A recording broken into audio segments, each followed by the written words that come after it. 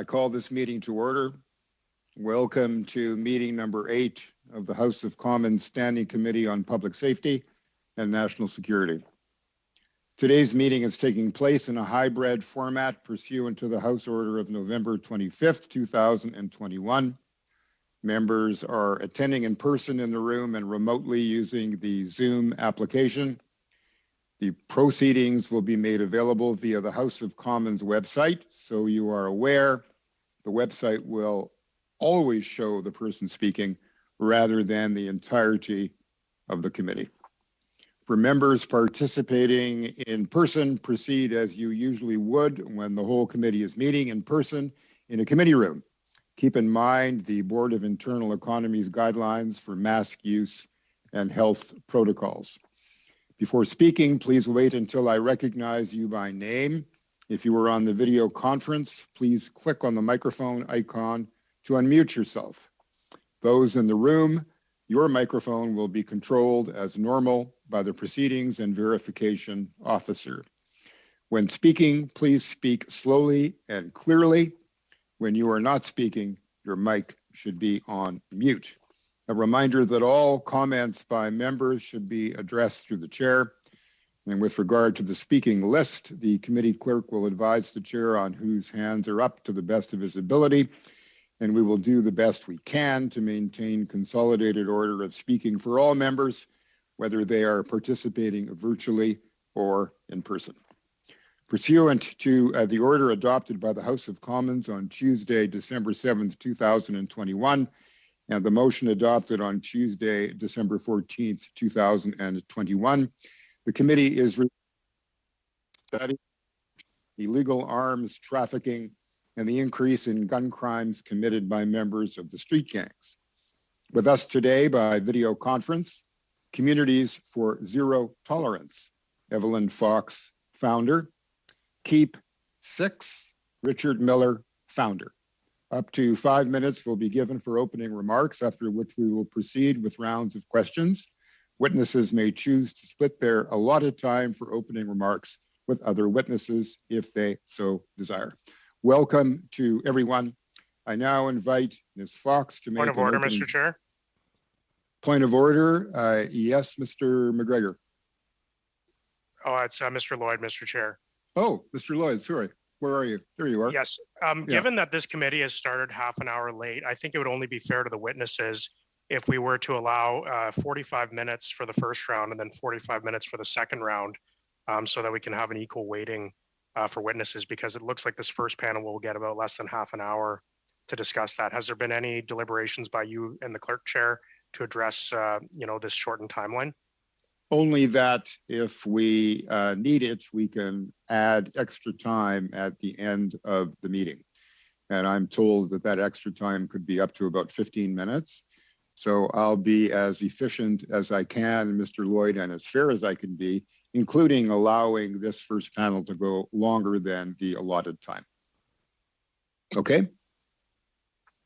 All right. So.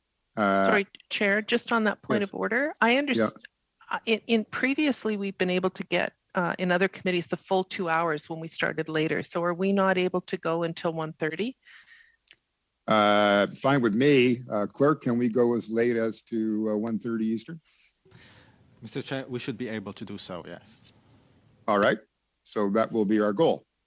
So the point of order, Mr. Chair? Yes, point of order. Do we require unanimous consent to extend the timeline of the meeting? Some of us do have some things planned after the meeting, and like I could do the 15 minutes extra, but certainly not an extra half an hour. Clerk?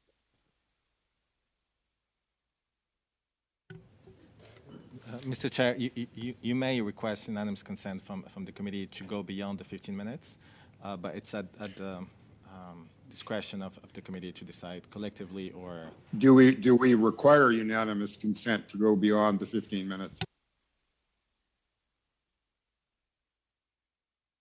Is that question directed at the committee or me, Mr. Chair? It's directed to you, Clerk. You may, sir, yes. But it's not necessary to go for the first 15 minutes. It's not necessary. Beyond that, you may request if one of the members has requested unanimous consent. Well, let's see where we're at 15 minutes after the hour, and then we'll consult the committee on how they want to proceed. Okay? All right. Sorry, So, Chair. Yes, go ahead, Ms. Demoff. We should decide now because it will determine how long these witnesses are here. If we're able to go to 1:30, which I don't think you need unanimous consent for, then we can do a full hour with these two witnesses and a full hour with our second panel. So I wonder if we could determine that now, because otherwise it's going to impact. And I really don't want to spend too much time talking about this because we're taking into the witnesses' time, right? Yeah, exactly. So let me just ask the committee, is it your view that we ought to go to 30 minutes after the hour? Well, the consensus is that we should. So let's note that there is a member of the committee. So let's proceed. I would now like to invite Ms. Fox to make an opening statement of up to 5 minutes. The floor is yours. Thank you. And my organization is Communities for Zero Violence. So thank you for inviting me to speak in this forum. My name is Evelyn Fox. I'm the founder of Communities for Zero Violence, a nonprofit agency that provides peer-led supports to homicide survivors and victims of community violence as a way to interrupt the cycle. Communities for Zero Violence was formed 8 months after the homicide of my eldest son, Kissinger Gunn, in 2016. Over the past 5.5 years, I've taught myself about the firearm laws and regulations, educated myself on the chief firearms officer's functioning, and taken the firearm safety course just for the knowledge, and was very impressed to hear the instructor's constant reminders of how to handle and store a firearm safely. Every instance of violence has an intervention point that has been overlooked or not been acted upon by either people closest to that person, service providers, or those in positions of power whose job it is to intervene. For instance, you can imagine my surprise when I learned that only 10% of personal references are contacted when someone initially applies for their, and none of the references contacted when renewing the license, especially app trainer emphasizing the fact that the references would be contacted before being approved for the license. How is this ensuring public safety? Why are references not being contacted? We live beside a country that has a patchwork system to regulate firearms that are illegally seeping through our borders in one form or another. CBSA is only required to inspect 1% of each shipping container that comes over our borders, 1 of every 100. CBSA has seized vehicles at the border with multiple firearms hidden in them. How many times have those individuals smuggling the firearms been successful before getting caught? How will this be addressed? What improvements to the borders will be implemented? More regulation for firearms in Canada is as a way to eliminate community and gang violence when all of the community level violence is being committed by those who are not licensed to possess or use them will not be effective. Canada has adequate laws for firearm ownership, and the gatekeepers of ensuring our laws remain intact and strong have done an amazing job keeping them this way. The talk of allowing the municipalities and provinces to ban firearms within their borders is an American-style regulation that we know does not work, and to even suggest it is irresponsible and not in the best interest of any Canadian. There has been discussion after discussion, report after report, with all the same recommendations for the past 14 years about addressing the social determinants of health and investing in communities across Canada. And still a gun ban and more regulation of firearms is a primary focus of investment. The significant polarization of opinions do not allow us to have an honest and meaningful discussion about the gun violence across about a firearm ban without speaking about banning poverty and all the underlying issues that stem from it. We have traumatized communities that are never able to heal due to the continued occurrences of violence and the lack of resources to provide them support. When my son Kissinger was killed, my younger son was 12. He went from being a straight-A student with aspirations of being a human rights lawyer with the United Nations to failing all of his classes due to his inability to focus and his invasive thoughts. He started engaging in at-risk behavior and self-medicating. He started engaging in illegal activities that started to escalate into various serious crimes. And if I hadn't done everything I could to intervene, he was destined to end up being killed or killing someone else. This is what all levels of government should be focusing on.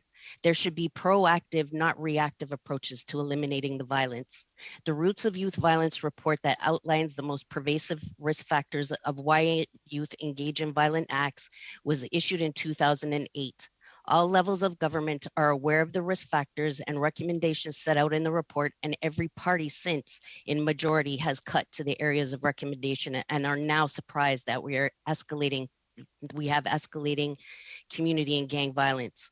Our communities are in crisis and is long past due to do what is right by Canadians whose voices have been largely ignored, who deserve gainful opportunities to enrich their communities and their lives. Those of us who have had our loved ones murdered are real people who suffer with real trauma. We deserve to have the support of our elected officials to make our communities safe. We should feel safe enough to allow our children to go to school, play in playgrounds, attend social events and recreational facilities without the fear of them not returning due to the escalating violence that is terrorizing our cities. Community safety is a right my son had to go out and enjoy his time with his fiance, a right to return home after enjoying his night, a right to exist free from violence wherever he chose to travel throughout the city, throughout our province and our country. That Ms. right Fox, is, I'm sorry for having to interrupt, but That's the okay. five minutes are up. And just please accept from me and from all members of the committee our sincerest condolences about your loss. Thank you. We grieve with you. Mr. Miller, you now have the floor for up to 5 minutes for your opening remarks. Please proceed. Good morning, Mr. Chair. I want to thank you so much for inviting me to be a part of this very important conversation. I'm Richard Miller, the founder of Keep Six nonprofit organization. Keep Six engages with individuals who have had their lives affected by the criminal justice system. I have lived experience within the justice system. Therefore, I believe I can speak to the issues concerning an individual who has made bad decision, consequently ended up in the justice system. There are a couple points I would like to address. Keep Six developed a program called Gangs for Tuition. This program gives individuals an opportunity to trade gang lifestyle for education in skilled trade and the tech sector by means of mentorship, expert delivered training programs, along with life coaching. Gangs for Tuition carries a follow-up component to ensure success of the participant by keeping participant accountable for each aspect of the program. I am here today to partner with you in order to continue to grow this program on a national level in order to affect positive changes in the following areas. Reduce crime rate by providing them with a positive lifestyle through acquaintance transferable skills, set and training, leading to employment and sustainable self-sufficient living. Economic empowerment. Young adults are empowered through financial literature to make investment in their own health and education. Mental health issues. Keep Six provide a mental health counseling to individuals who are registered in our Gangs for Tuition program. Education about the public safety, targeting at-risk youth, targeting young adults before they get into trouble. Most of them from single family with no guidance. Programs allow them the opportunity through mentorship to live a life without violence. Keep Six has a program that allows individuals to turn in a firearm to our program, which in turn turn over to the police department. Individuals within our programs are given ongoing support. As you're aware, 90% of individuals incarcerated have a mental health concern. Consequently, Keep Six provides counseling sessions on mental health for individuals in our program.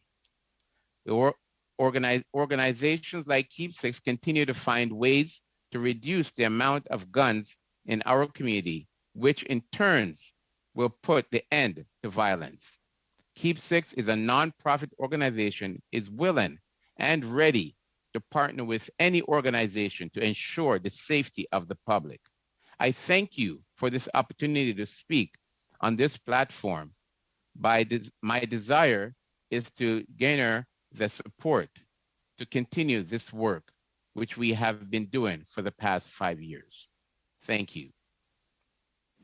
Thank you very much, Mr. Miller.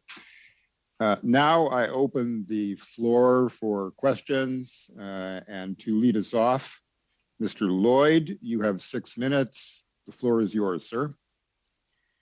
Well, thank you, Mrs. Fox and Mr. Miller, for your testimony. And I want to start by saying thank you for the excellent work that you're doing in our communities.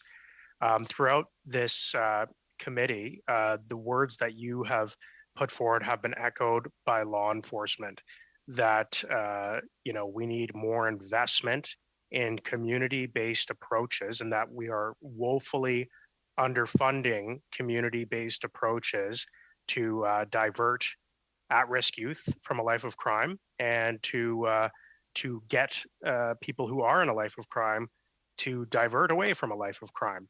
What specific measures do you think this committee could recommend that would be most effective for the government to dedicate resources to reduce gun violence, reduce youth in gang activity? Thank you. I guess Ms. Fox, I'll go for you first. Thank you. So in 2008, as I said, the Roots of Youth Violence report was released after the 2005 Year of the Gun issue we had in the city of Toronto. And outlined in that report is various recommendations that were put out from the provincial government to tackle the youth engage in the violence. So poverty is one of the number one issues, and the rest kind of filtered down in terms of systemic racism. You have the education system, you have the lack of housing. Like anybody who's been to Toronto or Vancouver knows that the cost of living in our cities is unbelievable. It's not, you can't survive in this city unless you're an upper income person. So it's not surprising that we have the level of violence that we have when we are continuing to see the financial gaps grow, and people are just trying to survive. The trauma that is left in these communities, some people that I support have lost more than one family member and friend, like multiple people. They never have a chance to even attempt to heal before another one is taken. So we don't have hardly any services that cater to community violence, which is one of the reasons why I started my organization, because trying to find myself and my children continuous supports was horrible. It was absolutely horrible trying to navigate. And I work in social services. So it's very difficult to find the resources that are culturally specific and that people have the ability to connect with to deal with the trauma that they've been exposed to. You have children who are growing up through all of this trauma, and it's becoming somewhat normal to them, to the point where what would we expect them to do living in this environment? Mm-hmm. Thank you for that. Maybe I will go to Mr. Miller, but my final quick question, you Ms. Fox. I mean, clearly there's a potential plan by this government to spend up to $1 billion, perhaps more, to buy back firearms, which we know will be predominantly bought back from legal owners, and which will primarily be long guns, not handguns. Do you think this would have any impact on the youth you're talking about and the people involved in a life of crime? Is this going to have any impact on them? And do you think that $1 billion could be better spent on the programs that you're saying are needed? Short answer would be no, it would not have any effect at all.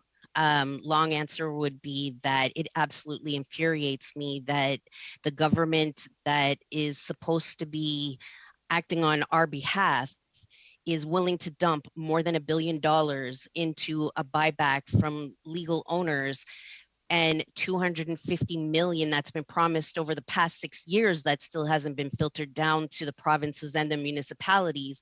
And $250 million is a drop in the bucket to what the communities across Canada require to do the real work. Thank you so much. Mr. Miller, thoughts on my first line? Can you just repeat the question again, please? Well, I guess we're seeing the youth getting involved in life of crime. Thank you for the work that you've been doing in that. What sort of funding do you think? What sort of specific programs do you think are required that would be most effective at diverting youth from a life of crime, and if they are in a life of crime, getting them out of a life of crime? From the work that we've been doing, one of the main factor is the employment and the trade. We find that individuals are able to be in a setting where they feel they're given back, but also they're able to provide for themselves. I'll just give you a brief example.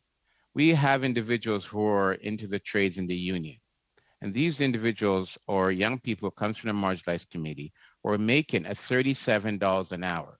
So you have an individual who is having a $60,000 a year income starting out. So that there alone itself says a lot.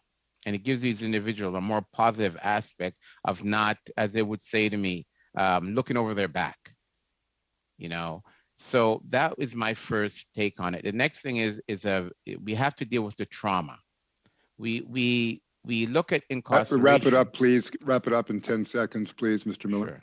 We have to look at dealing with the trauma that they have gone through. Okay, that plays a big aspect for their actions and their behavior. Thank you very much. Now I would turn the microphone over to Mr. Noor Mohammed. You have 6 minutes. Please proceed. Thank you, Mr. Chair, and I'll be sharing my time with Mr. McKinnon. Mr. Miller, I'm asking you this question with the backdrop of the murder of the 18-year-old youth yesterday at David and Mary Thompson High School in Scarborough. His grandmother actually is a colleague of my partner. And so I ask you this question reflecting on the work that you do, which, by the way, is incredible, and I want to thank you for what you do. You've made it clear that getting these weapons off the streets, getting guns off the streets and out of the hands of young people is critical. Can you share with us two things? One, why is it critical to take these weapons off the streets, and what should we as legislators be doing to make sure that that happens? The reason why it's important to take the guns off the streets from the hands of these young people is the fact that we have young people who are resorting to a desperate measures with these firearms. If we're able to get these firearms off the street out of the hands of these young people, we're able to then deal with the issues that they are suffering from within and put them on a more positive path. So once we are able to curb the weapon issue itself, we can address and work with these young people. Because at the end of the day, we have to look, there's an underminer issue within every one of these individuals who are getting into the situation with firearms. And one more question for you. How easy is it for these young people to get weapons right now? And individuals can go out, and I'm sure if you are able to go to the right place in the city, an individual can get themselves probably on a 3-hour basis top a firearm. It's a lot for us to think about. Thank you, Mr. Miller. And I appreciate, again, as I said, everything that you do. I'll yield the rest of my time to Mr. McKinnon. Thank you, Mr. Mohammed.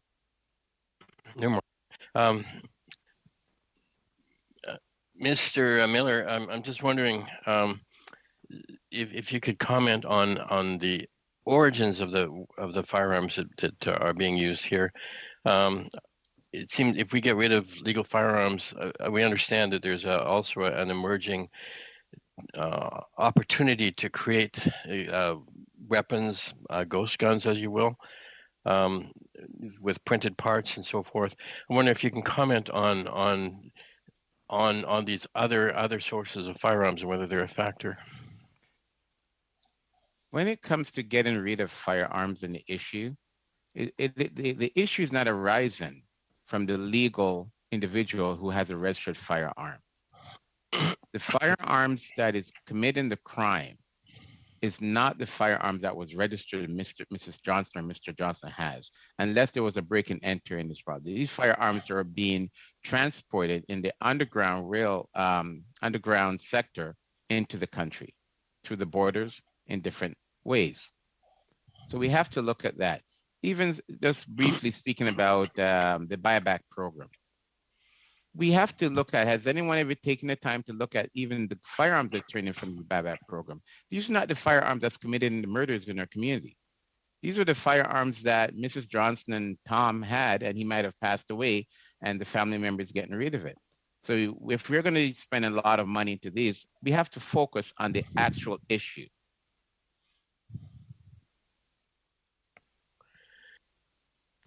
Thank you. So the actual issue is not the buyback of legal firearms. It is the black market trade in firearms. Is that what you say? That is correct. Yeah. And so how do we best stifle this black market trade? Well, the black market trade itself is something I feel best we need to educate. Education plays a big role.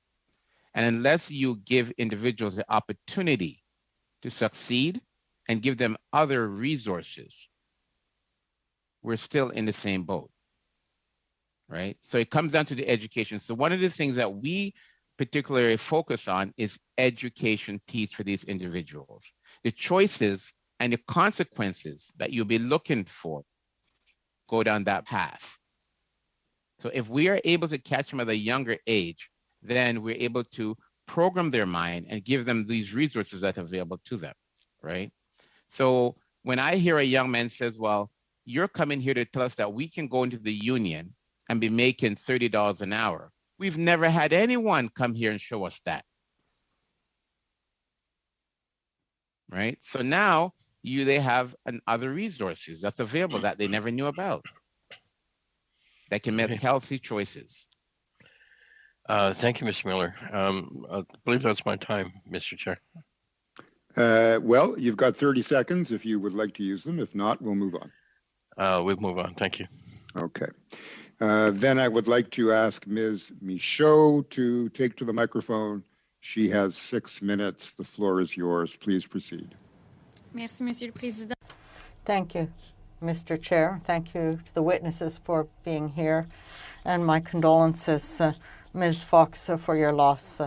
Thank you very much for your commitment. You were saying in your opening remarks that you've educated yourself on the question. You're trying to change things, so that is really wonderful.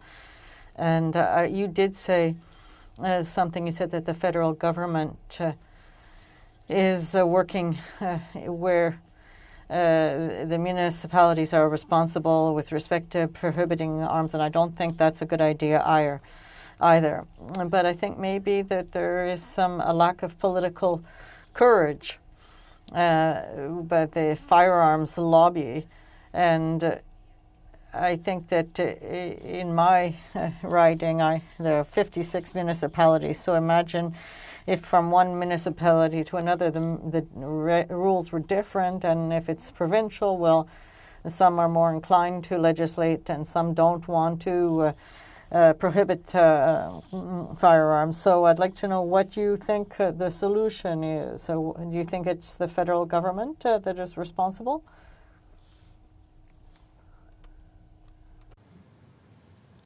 Thank you. Yes. If there was to be a ban implemented, it would most definitely have to be a federal ban. Copping out to provinces and municipalities isn't going to do anything. We have people who travel back and forth. We have people who are on Canada-wide warrants who travel from province to province to province without detection. The municipalities and provinces don't have border control. There's no way to regulate that. And we see how it works in the States. It doesn't work. It's not right to try to make the municipalities and provinces responsible for that. That is a federal issue that needs to be governed by the federal government. Merci pour la réponse et je comprends que... Thank you for your answer. And you are committed to work against guns, but I'm wondering, when you know about there's suicides and there's mass murders and there is the buyback program, but do you think it's legitimate that the federal government should also be being involved with that, and that they should be asking people who own firearms, and maybe I think it's since 2020, but if people have a firearm that is not on the list, but it may be similar to a firearm that is on the list, what do you think the federal government should do in that instance? I think that like I said previously, every act of violence, whether it's suicide, whether it's a mass shooting, whatever the case may be, there is always an intervention point.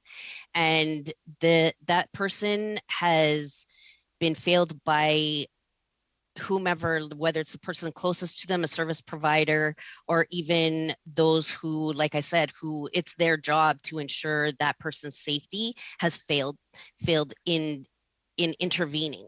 So I don't think that a gun ban against legal owners is the right solution. We also have, as I said, only 10% of the references for the PAL license to own a firearm, only 10% of the references are checked. Why is that? If we have an issue with domestic violence and women are concerned for their safety, then if their partner has a firearm, why would all the references not be checked? Why would they not be checked to get the license and to renew the license? If the partner signs the application, then that's deemed as their consent and they're not even contacted to get feedback.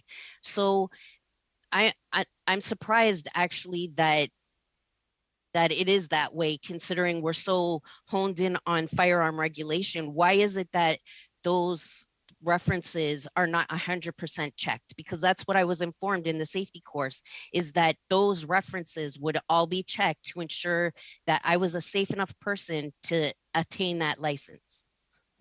Je suis d'accord avec vous dans la loi. I agree with you.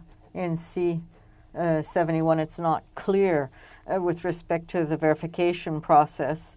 And if we follow all of the elements that would allow somebody to get a firearm. On another subject, you said that we should have more of a community approach, and with respect to massive financing of the police or other agencies. So what type of prevention do you think it would be good? I think that not so much funding into the police. The police are a reactive response. They are not a proactive response. I think that programs like Marcel Wilson's with the 1x1 movement, who does gang intervention, I think that trauma support is a major factor, because once you have experienced the homicide of a loved one, you literally lose your mind. It is the most horrible experience I have ever had to experience in my life, and I will never be the same person that I once was. I had thoughts of suicide, and my son going out of control to get involved, because I couldn't function. People have to leave their jobs because they can't function anymore. People see their other children spiraling out of control, and they don't have what it takes to intervene. So, I mean, the cycle of violence it's very real and very serious. We need to address the root causes. That is what needs to be done. And we've had person after person in this forum speak about it. And for 14 years have had the same community leaders speaking about the same thing. And still, it's the voices of the people in anomaly situations that are not affected by the everyday violence that are overheard over the people who live this day to day. That it's extremely frustrating, but that's what needs to happen. The social determinants of health and the root causes, that is where it lies. And if we had done it 14 years ago, we would not be in this place today. Merci infiniment, Madame Fox. Thank you very much, Madame Fox. I believe my time is up. I don't see Mr. Chair on the screen, so I think there might be a technical problem. So I think I'd like to stop right now in terms of my questioning. Thank you.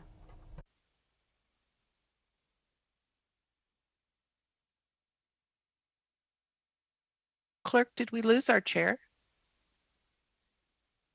Le greffier semble au téléphone.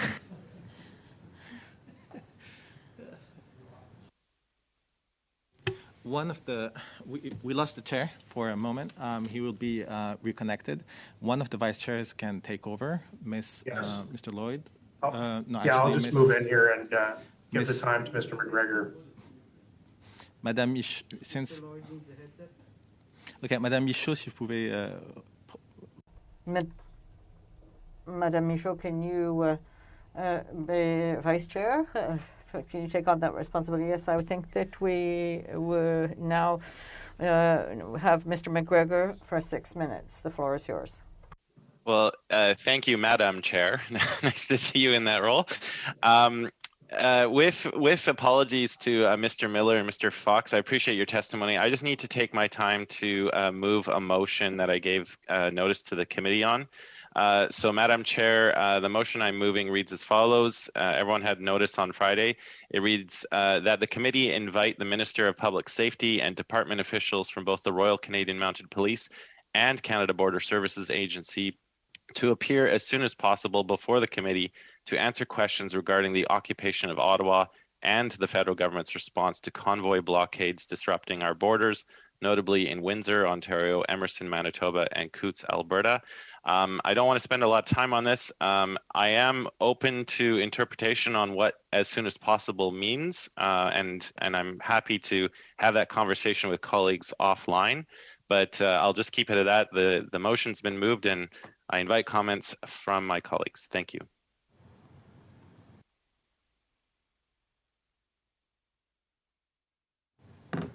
Merci, Monsieur. Thank you, Mr. McGregor. Will we be debating that right now, Mr. Chair? Mr. Clerk? Go ahead, Madame Damas. Merci, Madame le Président. Thank you, Madame Chair. Thank my colleague for bringing this motion forward, and I think we all feel that we want to get some answers about what has been transpiring. I am going to propose an amendment, and I hope it's acceptable to the mover in the committee. We do have a broader study where we can do a deeper dive that my Liberal colleague brought forward, I think it was last week. But since, Mr. McGregor, and since you provided this motion, the Emergency Act has been invoked. And part of that act legislates a parliamentary review committee to review the actions under the act. In addition, the agencies named in this motion, rightly so, are focused on the emergency that is transpiring across our country right now. So I would propose the following amendment. It would, after the words "as soon as possible," adding "following the revocation or expiry of the Emergencies Act." So in that way, we would be able to actually get answers from these agencies, because the emergency is happening while we're speaking, and they will not be at liberty to talk operationally about what's happening. So basically, it would be that the groups and the minister named in the member's motion would come as soon as possible after the Emergencies Act expired. Merci, Madame Damoff. Je vois qu'il y a une... Thank you, Madame Damoff. I saw somebody raise their hand. I'm not sure who that was. I'm sorry. I don't know who, but I think I'll go to Mr. Lloyd first. I'm not sure who was first. Thanks. I think the chair is back now, but I'd be Mr. on this amendment from the Liberals. Go ahead, Mr. McGregor. Thank you, Chair. Good to see you back. I appreciate Ms. Damoff's amendment. I am leaning to being against it, and I'll state my reasons. Yes, very much so. I understand the Emergencies Act was brought into force yesterday. However, I am interested not so much on our security and law enforcement services tasks during or under the Emergencies Act, but rather over the last 2 weeks. Like, I think we as a committee have legitimate questions about how things fell apart so quickly. And I'm really interested in just having a deep dive over how did we get to where we're at over the last 2 weeks. So that's why I'm interested in maybe not voting in favor of the amendment, but keeping the original motion as is. I know from talking with my Conservative colleagues offline that there might be some interest in adding the Ontario Provincial Police. I'm definitely in favor of that amendment as well. Mr. McKinnon, I see your hand up. Thank you, Chair.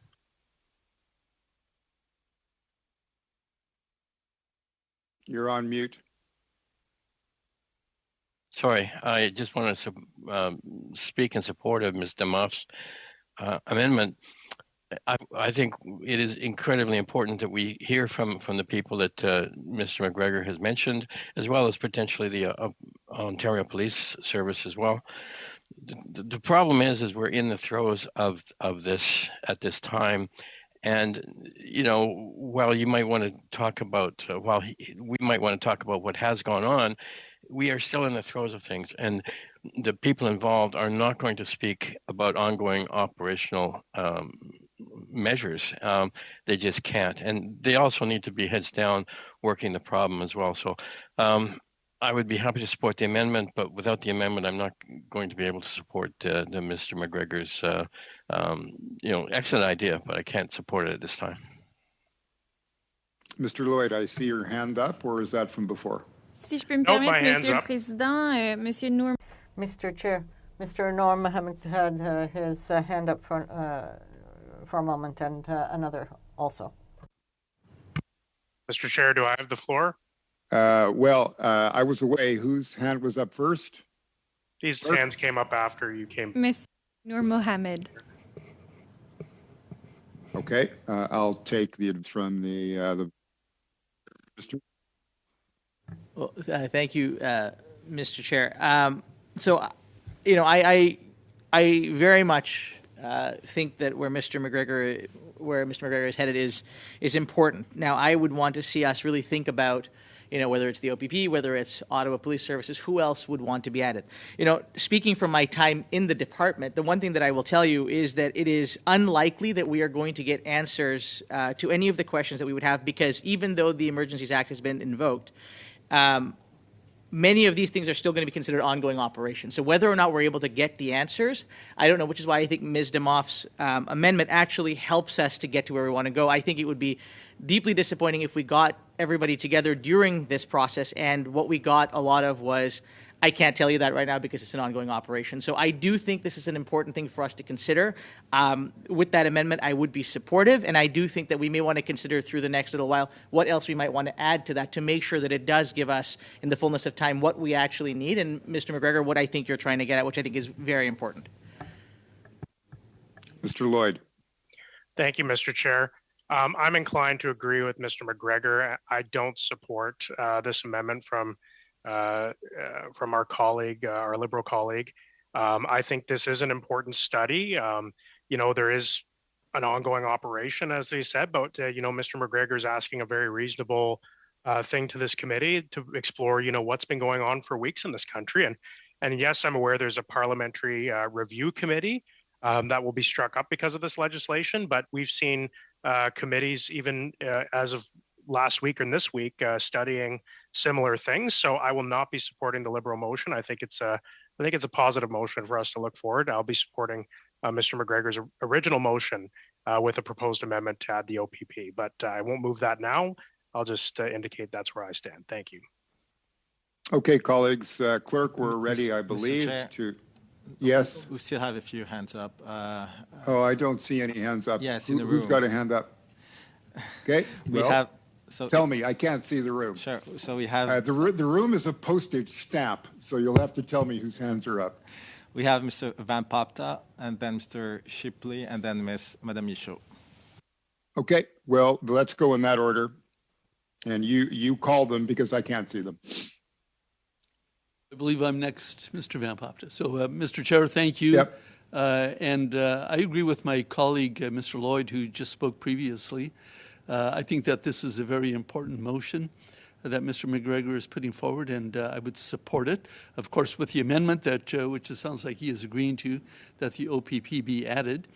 I understand Ms. Demoff's arguments, but I don't think they. I don't think they're convincing. You know, like everything is always a moving target, but that doesn't stop us from studying it. I believe that it's just very timely for us to get the witnesses in here now, for us to understand what is going on. That's the work that the Public Safety Committee should be doing, and I certainly support that we go ahead with it as soon as possible. Thank you. Who's next with a hand up in the room, clerk? Mr. Shipley. Mr. Shipley, go ahead. Thank you, Chair. I also feel that Mr. McGregor's motion was quite appropriate. I won't be supporting the amendment to that by Ms. Damoff. We are getting tons of questions, I'm sure all of us as parliamentarians, as to what's going on right now. Our emails are getting blanketed every day. People are looking for questions now. They're looking for what's going on and how this is going to get resolved. So I definitely think now is the time to do it. I'll be supporting Mr. McGregor's motion and not the amendment. With the amendment, though, of the OPP being added in there, a lot of these instances that have been taking place with a tremendous amount of OPP support. I hear they're quite involved in the Ottawa situation now. Many of the border crossings have been handled. I'm seeing a lot of OPP uniforms of those, so I like that amendment being added to it. But definitely now is the time to be looking at this. It's not time to put this off. Our constituents and our residents are looking for these answers now, not later. Thank you, Chair. Okay, I believe there's one more hand up in the room. Clerk, who would that be? Madame Michaud, Mr. Chair. Merci. Madame Michaud, go ahead. Thank you, Mr. Chair. I agree with what Mr. Shipley has just said. I think it's a good motion, Mr. McGregor's motion. And as soon as possible within the motion, I think that we should be flexible and maybe decide as to when this could happen in a subcommittee, and maybe following this study or maybe earlier. We should have this conversation. So I would support the motion and not the amendment. I think that this is a great idea, so I will support. Thank you. Ms. Demoff, I see your hand up. Just really quickly, Chair, I think it's important to note again, we are actually studying this issue in depth. So this isn't a one-time opportunity to hear from these. We've already approved a study that will include a number of these issues. Having said that, I've given my arguments for why the amendment is useful, and it seems pretty obvious it's going to fail, so I'll leave it there.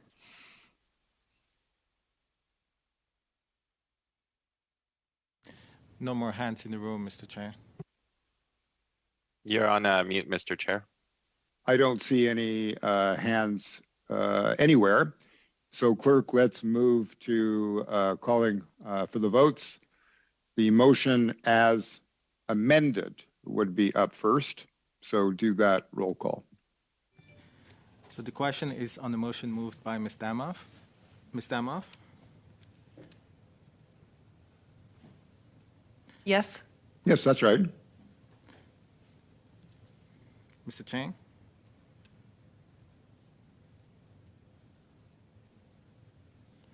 Mr. Chang? You looking at me, Mr. Clerk? Yes, I support the amendment. Mr. McKinnon?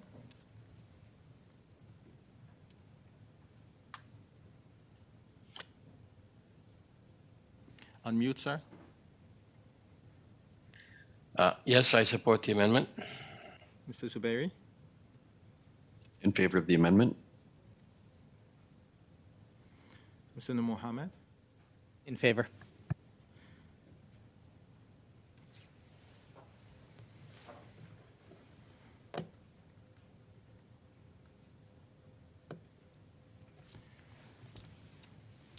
Mr. Melillo? Against.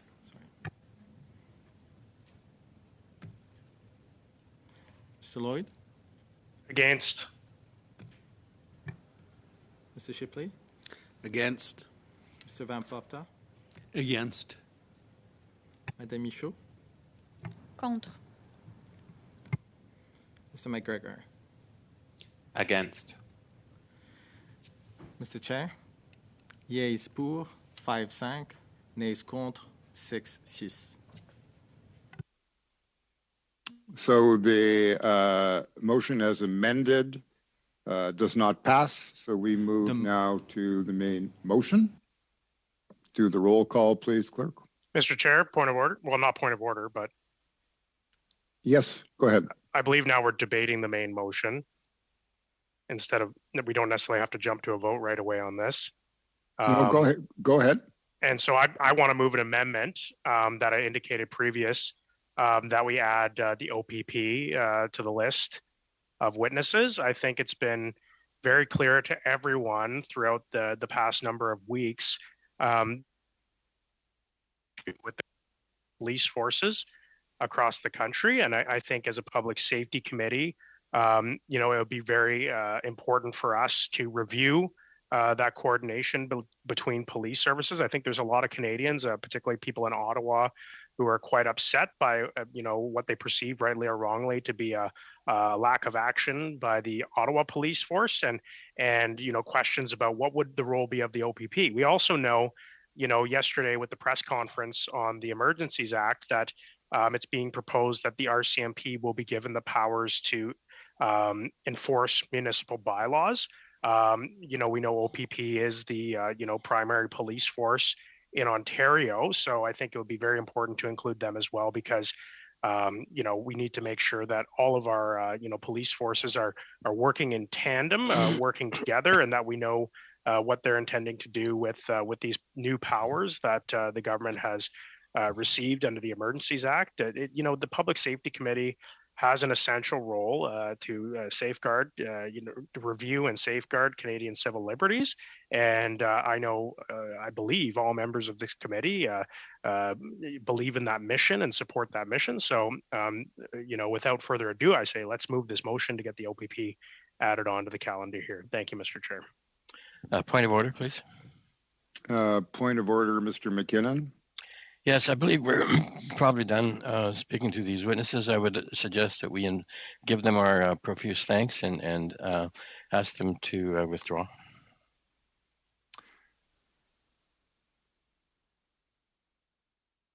You're on mute, Chair.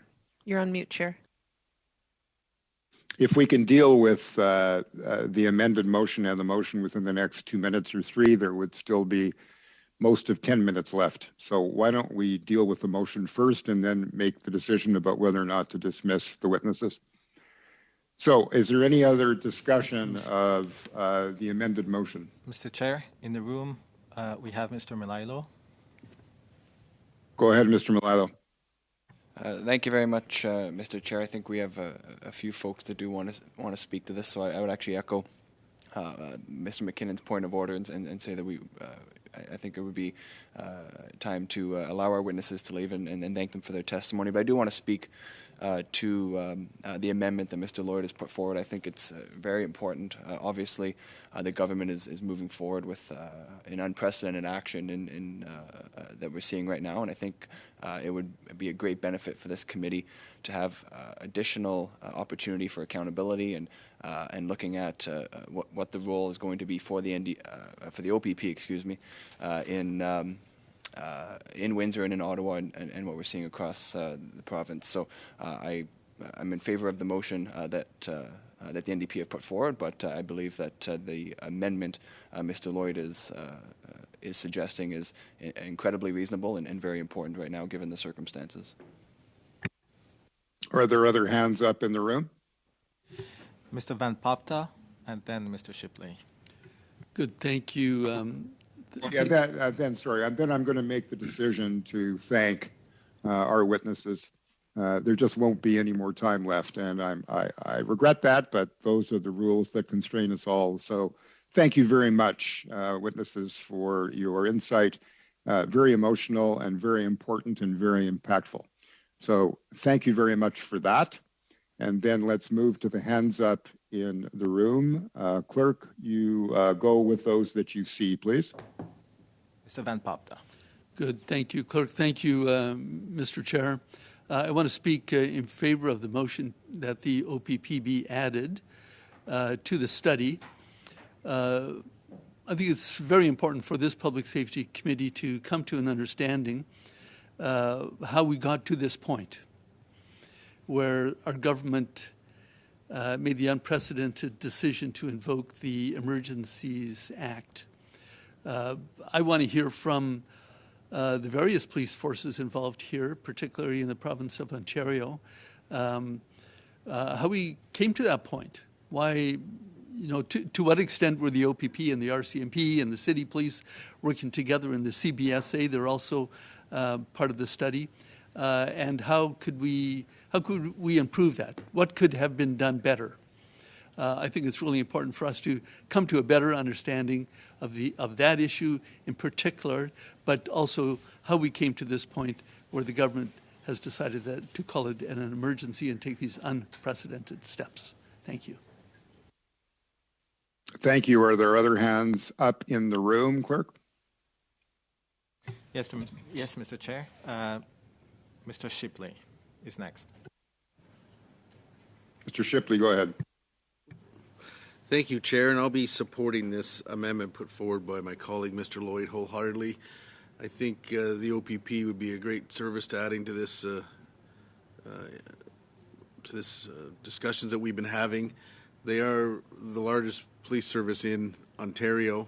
A lot of these instances that have been happening over the last few weeks have been in Ontario, and I think it would be a huge remiss of us not to include them in our study. They also, I think, would bring a lot of background information from different and past incidents that have happened that may help us to figure out how we got here today, and they may have some insights on what could have been done better and moving forward. But I definitely would agree with the amendment of adding the OPP. I think it would be very important to have them here. They are a large service doing the entire province of Ontario and bring a lot of a wealth of information both from current and past events. So I definitely support bringing them to the next some studies on this, and I look forward to meeting with them. So I'll be supporting that amendment. Thank you, Mr. McKinnon. I see your hand up. Do I? Madam. Yep. Go ahead. Thank you, Mr. Chair.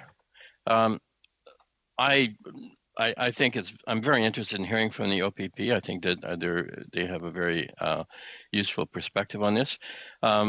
So I will support that amendment. However, I go back to the fundamental problem I have with doing this at this time, because I think it is an ongoing matter that the people are not going to be able to speak freely to at this time.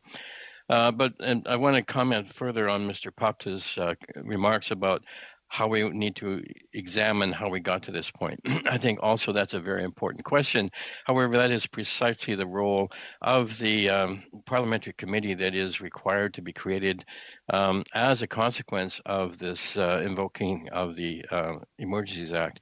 A parliamentary committee must be struck to examine, and consider the aspects that Mr. Popta Mr. Van Popta brought forward. So anyway, I will support the amendment, but ultimately I will not support the motion.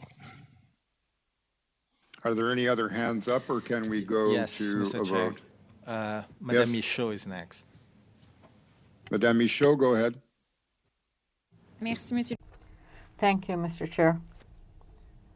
I think this is a good addition. I think the OPP are very involved, so I do support this. Thank you. Okay, are there other hands up? Mr. Chang? Mr. Chang, go ahead. Thank you, Mr. Chair.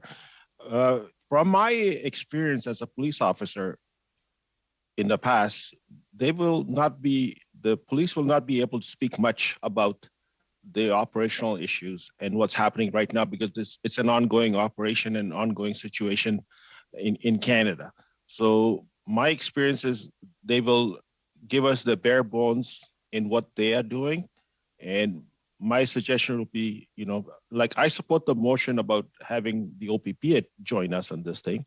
But in terms of the police talking about stuff, because after every operation, there's an after action report that they do to see where they fell down on how they were not, what did they do wrong and what did they do right.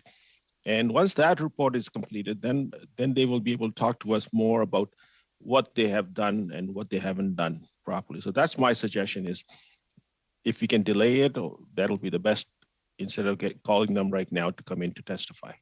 Thank you. Thank you, Mr. McKinnon. I see your hand up again, or is that an old one? Sorry, that's an old one. I'll take it down. Okay. Mr. Chair? Clerk, any other hands up in the room? I don't see any on the screen. Yes, it's Mr. Van Popta. Go ahead, Mr. Van Popta. Good, thank you, Chair. I want to respond to Mr. McKinnon's earlier comments that this special committee is going to be examining many of the questions that this committee would also be interested in coming to a better understanding about. But we are the masters of our own committee and the work that we do, and I don't think that it's that we don't do that work because someone else might do it for us. This is very, very important for all Canadians. The amount of emails and correspondence that I'm getting from people in my constituency suggests to me that this is a very, very important issue that Canadians want to have answers about. We want to know what, how is the RCMP, how are they conducting their operations? What has the CBSA done? What could they have done to prevent some of these issues from happening? And also the OPP, I think, is just very incumbent upon us to ask these questions to come to a better understanding. That's exactly what this committee is for, and I think that is the work that we should be doing. Thank you. Any other hands up before we go to a recorded vote on the amendment? Mr. Clerk, any in the room? Yes, Mr. Chair. Mr. Shipley? Shipley, go ahead. Thank you, Mr. Chair. I'll just quickly add to Mr. Chang's and Mr. McKinnon's comments about lack of comments that current serving police services may be able to make about the current situation in the operations. While I agree with that, but many of these experts coming will be able to maybe tell us what's happened in similar instances of different occasions and how those situations were handled. And it might be a good learning experience for anybody who's viewing it or watching, or for also our committee to learn. So I think while they may not be able to speak in great detail about current operations, they might be able to give us a lot of information about past similar occurrences that have taken place that they have dealt with and perhaps ended a little quicker. Thank you, Mr. Chair. Mr. McGregor, I see your hand up. Go ahead. Yeah, very quickly, because I want to get to a vote. I'm not interested really in so much of what's going on under the Emergencies Act and anything that is operational in nature. I think really the thrust of my main motion is to examine how did we get to the point where the Emergencies Act was required. So really, and I think my Conservative and Bloc colleagues agree with me, this is really about examining intelligence failures, lack of coordination, that from January 29th up until the present day, how did we get to this point? So that's just really what I want us to focus on. And I believe, Mr. Chair, we probably have the votes to proceed, and I will end there. Yeah, as long as nobody else wants to make a comment. Any other hands up? I don't see any on the screen. Clerk, any other hands up in the room? No, Mr. Chair. Okay, then we can proceed to a recorded vote on the amendment, correct? That's correct, Mr. Chair. Go ahead. So the question is on the amendment moved by Mr. Lloyd. Ms. Damoff? Yes. Mr. Chang?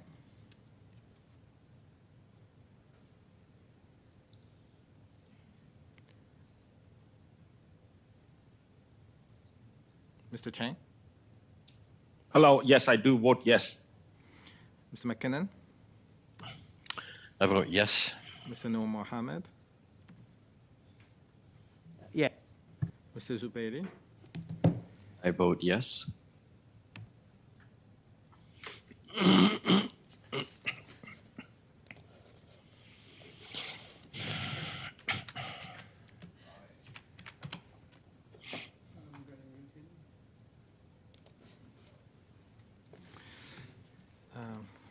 Mr. Milailo? I vote in favor.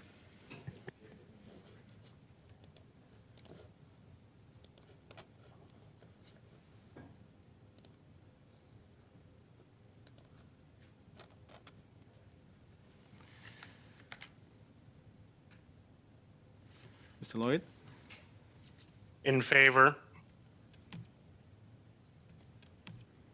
Mr. Shipley? In favor? Mr. Van Papta? In favor. Madame Michaud? En faveur. Mr. McGregor? Yes, in favor of the amendment. Mr. Chair, yeas pour 11, nays contre 0. Just want to confirm, Mr. McKinnon, were you polled? Yes, thank you, Chair. Okay. All right, so the amendment passes. Now we move to the main motion. Clerk, if you could call the roll.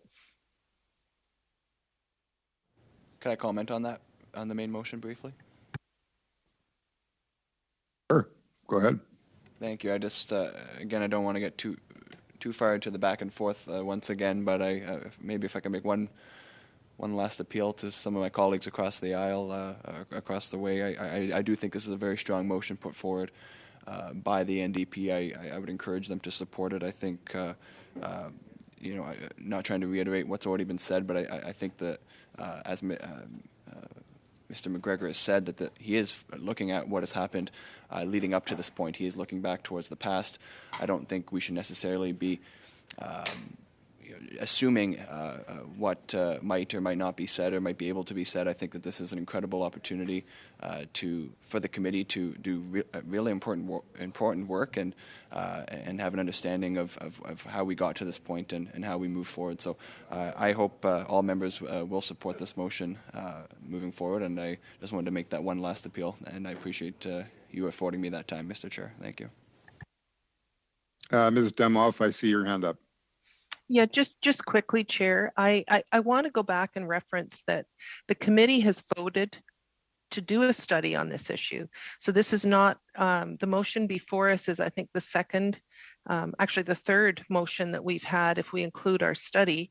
And so we've voted to start a study as soon as the constituency week is over, actually, that we'll be taking a really deep dive into this and we can get the answers that we're looking for. So I think it's important to remember that, and that if we keep doing this, we're delaying the good work of the committee on important issues like the guns and gangs study that we're doing now and the deeper dive that we're going to do.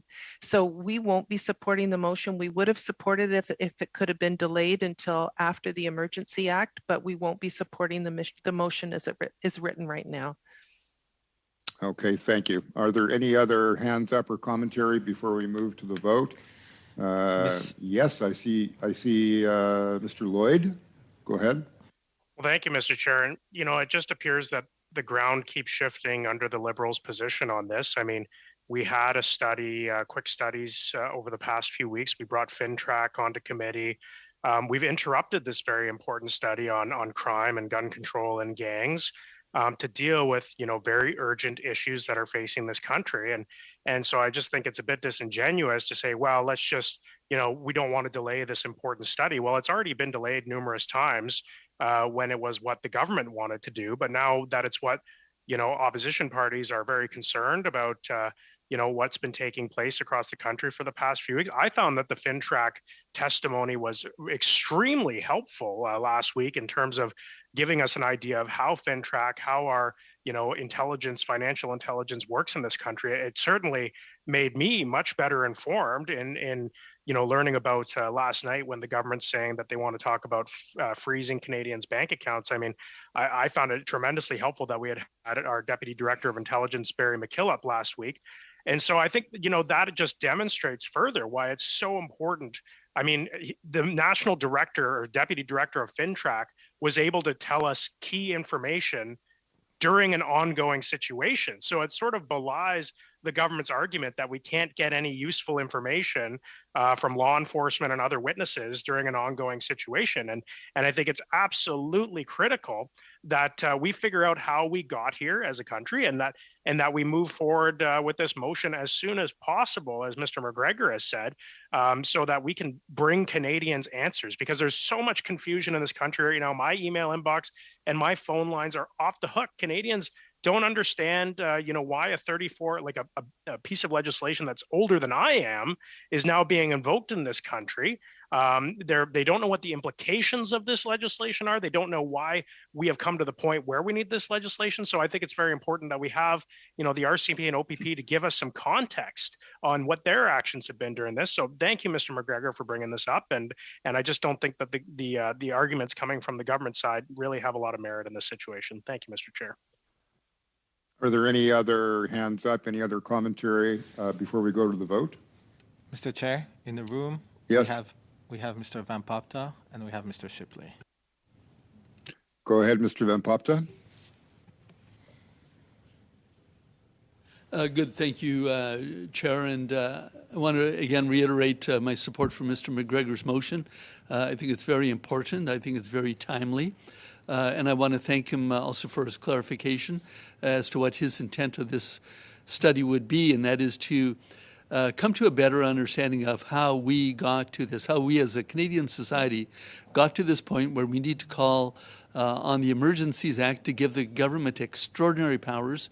I'm with Mr. Lloyd. People in my riding are shocked that we came to this point. How is it that we came to that point? This is not going to be a study into the operations of how the police are going to be doing their work going forward, but to come to a better understanding of why we are in a situation where Canada, a G7 country, has to call upon itself extraordinary powers under the Emergencies Act, which has never been used before, at least not since the days when it was called the War Measures Act. And that time it definitely was a national security crisis. This time, we see the police actually doing the work that they're supposed to be doing. The Pacific Highway crossing, which is right next door to my riding, there was a demonstration there. There were a lot of trucks and people there, but in the meantime, it's cleared up. Same with what's going on in Windsor, what's going on in Coutts, Alberta. The police are doing their work. So what's going on in the government's mind, the minds of the people on the Liberal side of this House, that they had to call this extraordinary power upon themselves, for the government to deal with this as an emergency, when it seems that the police are doing their work, and if to the extent that they're not, we need to understand why not. Thank you. Mr. Shipley, I understand you have your hand up in the room. Thank you, Chair. I want to applaud Mr. McGregor for bringing this forward today. As we've all mentioned on this side of the table today, and I'm sure it has to be happening to my Liberal colleagues too, your emails and phone calls must just be bursting with questions about what's going on right now. I know ours is. Last weekend alone, we had over 700 emails on Saturday and Sunday asking questions about this tumultuous time that Canada's in right now. I've never seen our country so divided. Quite frankly, the members from the government side themselves are divided. We're seeing questions over there coming up and asking what's going on, where are we going, where are we heading, and it's disturbing. So the fact that some people want to put this off, that bothers me, and I find that disturbing. Let's get some answers. Let's get them as soon as we can and as possible as we can. I think Mr. McGregor's motion of bringing in the Minister of Public Safety and the department officials under him, the Royal Canadian Mounted Police, the Canada Border Services Agency, and the OPP will finally, or at least start us, to being able to give some answers to our constituents. The residents of Canada, people who are calling me, emailing me, they desire answers. And we need to get those so we can provide those out to our residents. So I wholeheartedly applaud Mr. McGregor for his motion at this time, and I'm glad it says as soon as possible. Hopefully that is quickly, and I look forward to those days that are coming up and questioning these important witnesses that will be before us and getting some great insight and some information so our residents will understand how we got here and how we're going to resolve this. And let's all hope we don't get here again. Thank you, Mr. Chair. Mr. Chang, I see your hand up. The floor is yours. Thank you, Mr. Chair. I would like to move an amendment to include the Ottawa Police Service for our study. Mr. Chair? Yes. Yeah, I hear you. Thank you. Ms. Demoff? Sorry, Chair, my hand was up on the main motion. Okay, well, we have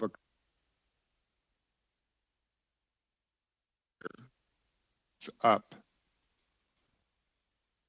No. Well, we've just had a subsequent amendment to the motion from Mr. Chang.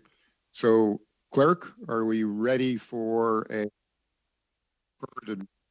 on the amended motion, correct? Could you just remind members of the committee exactly what they'll be voting on now? Sure. Yes, Mr. Chair. So the question is on the amendment moved by Mr. Chang.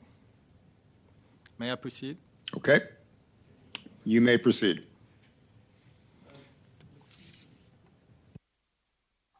Mr. Chair, we have... Yes, you may proceed.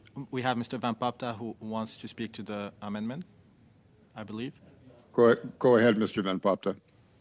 Good. I want to thank Mr. Chang, I think it is, who put forward that motion to add the Ottawa Police. I think that would add more value to the study that we're hoping to put forward. Hopefully, the main motion passes. We see other cities that have managed the protests. And so I think that we need to come to a better understanding of what were the issues here in Ottawa with the Ottawa Police. Were they not fully resourced? Did it not anticipate the challenges that this would put forward?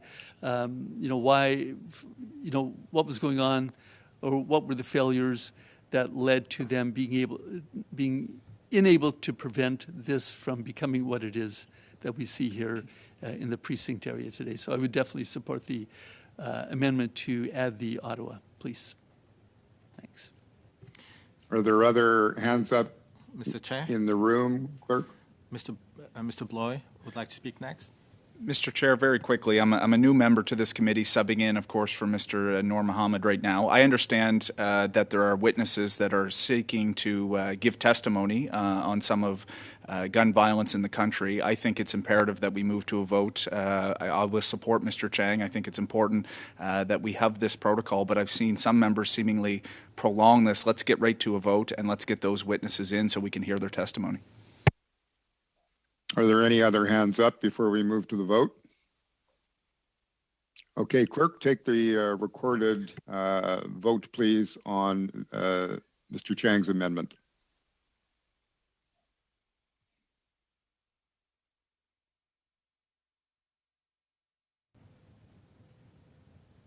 Mr. Muff? Yes. Mr. Chang? I vote yes. Mr. McKinnon? Yes to the amendment. Mr. Bloy? Yes. Mr. Zuberi? Yes to the amendment. Mr. Milailo? I am in favor. Mr. Lloyd? In favor. Mr. Shipley? In favor? Mr. Van Popta? Yes. Madame Michaud? En faveur. Mr. McGregor? I vote yes. Mr. Chair? Yes. Yes pour. 11. Nays contre. 0.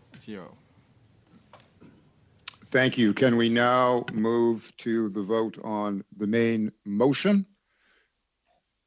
Are there hands up? I don't see any. Are there any in the room, clerk? Please proceed with the vote on the main motion.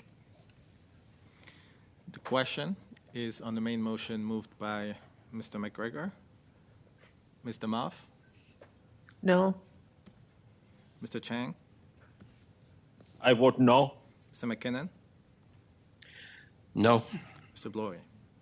Against. Mr. Zuberi? I'll vote against. Mr. Malailo? Sorry, I'm in favor. Thank you. Mr. Lloyd? In favor. Mr. Shipley? In favor? Mr. Van Popta? In favor. Madame Michaud? En faveur. Mr. McGregor? In favor. Mr. Chair? Yeas pour 6, nays contre 5. Thank you very much. The motion passes. We're now at a point where we Mr. have Chair? to... Yes? There's a point of order in the room. Point of order. Go ahead, Mr. Van Popten. Okay, good. Thank you, Mr. Chairman. Thank you to my colleagues for voting yes to this very important motion for the study. I think it's a very important study. I propose that we could meet over the break week just because of the time constraints, just to accommodate everybody's schedule. So if possible, Mr. Chair, if you think that that's an agreeable solution. I don't think now is the time to discuss that, but I'll take the point and we'll look at that possibility. But meanwhile, we're at a point in this agenda where we have to suspend. Clerk, I hope very briefly to accommodate the sound checks of the next witnesses. So we will suspend and resume, I'm hoping, in 5 minutes. Madame Demoff, do you have a point of order? I see your hand up. Yeah, Chair, I was just wondering if we could extend the meeting by an additional 15 minutes so that the important witnesses that we have who've been so patient could get the full hour before the committee. What's the view of the committee to extend to about an hour from now to accommodate the next panel of witnesses? Do we have consensus that we'll do this? I see that we do. The members. Okay, so let's. No, we don't. Sorry. The members. Some members in the room would like to speak to it, or. Thank you, Mr. Chair. Speak to whether or not we can extend the meeting by 15 minutes. Colleagues, we have witnesses who are waiting to give testimony. So let's try to accommodate that. But go ahead. I'm Agreed. not going to stop people from a point of order. Agreed, Mr. Chair. We had agreed prior to the meeting that we would extend till 1:30. I think we should stick with that. Okay. Well, then let's do that and take a very short suspension, clerk. I'll be standing by for a word from you when we can resume. We now have a suspension. We'll see you in a few minutes.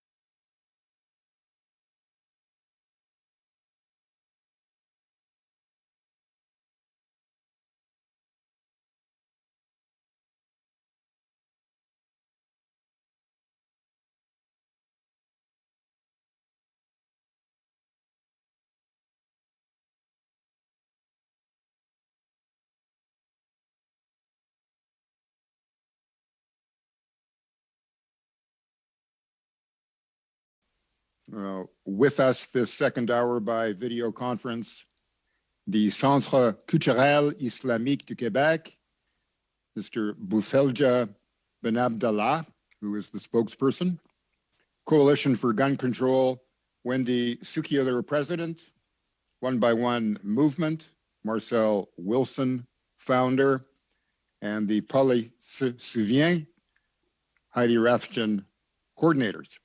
We have up to 5 minutes for opening remarks, after which we will proceed with rounds of questions to the extent that our time allows. Witnesses may choose to share their time with other witnesses if they wish. Welcome to you all. I now invite Ms. Rathjen to make an opening statement of up to 5 minutes. Please proceed.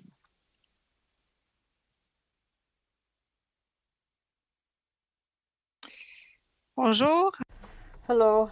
Thank you very much for this opportunity to be able to speak to you. Gun control is only one of the many measures to reduce violence. In addition, there are different gun control measures that aim to prevent different types of crime in all kinds of different contexts. But because our group is made up of victims of mass shootings, our primary goal is to prevent similar tragedies. The majority of mass killings are committed with legal guns, mostly all assault weapons, but also handguns. That is why we are calling for a ban on assault weapons and handguns, as well as a ban on large capacity magazines. And given that the Polytechnic massacre was linked to pure misogyny, and that mass shootings are closely associated with domestic violence, for example, more than 2/3 of the shooters in the U.S. had a history of domestic violence. We also seek to keep guns away from domestic abusers. This is why we are also calling for significant improvements in possession permits. We feel need to be addressed. Number one, large capacity magazines. The law passed in 1991 limited the number of cartridges in magazines to 5 for long guns and 10 for handguns, with some exceptions. Unfortunately, since then, these exceptions, combined with new interpretations of the law and changes in the market, accentuated major flaws in the laws and regulations. Here are only 2 examples. First, the law allows magazines designed for more than the legal limit to be sold as long as the device blocks their number at the legal limit. However, according to the RCMP, these modifiable magazines are readily restorable to their full capacity. Many recent mass shooters legally purchased modifiable magazines and illegally converted them to their full capacity, including Justin Bourque, Richard Bain, Alexandre Bissonnette, and Matthew Raymond Vincent. Second example, the Conservative government in 2011 introduced a new interpretation of the 1991 law. If a magazine is not specifically designed for a gun in which it fits, it is exempted from the legal limits. There is zero public safety rationale behind this.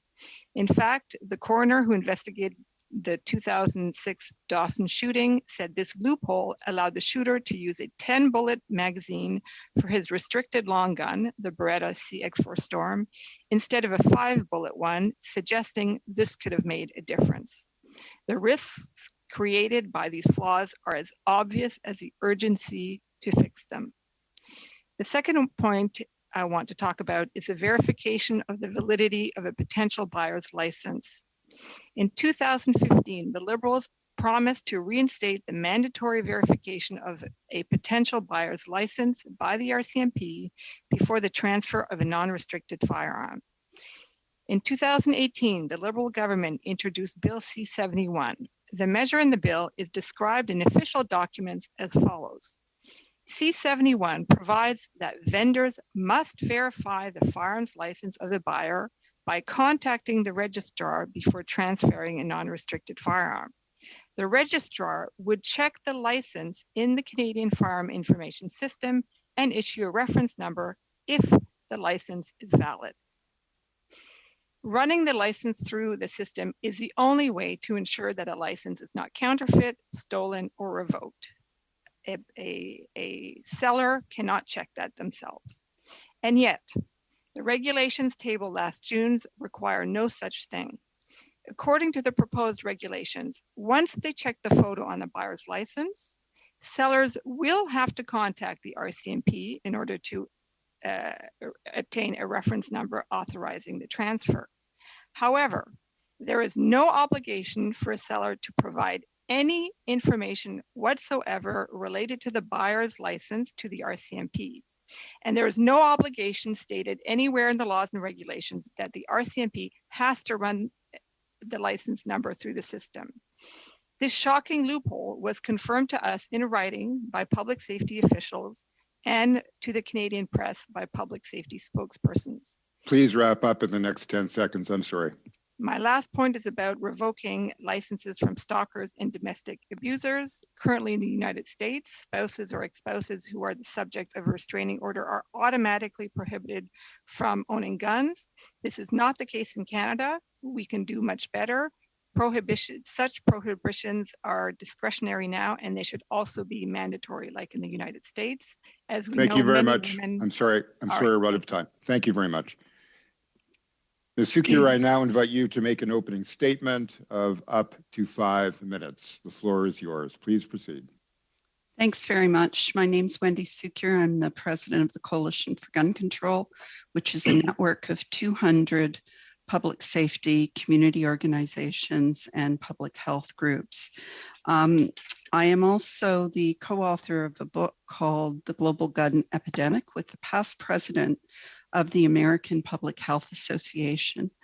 And I say that because I do believe that a public health approach is the most appropriate way of looking at gun violence generally and gang violence in particular.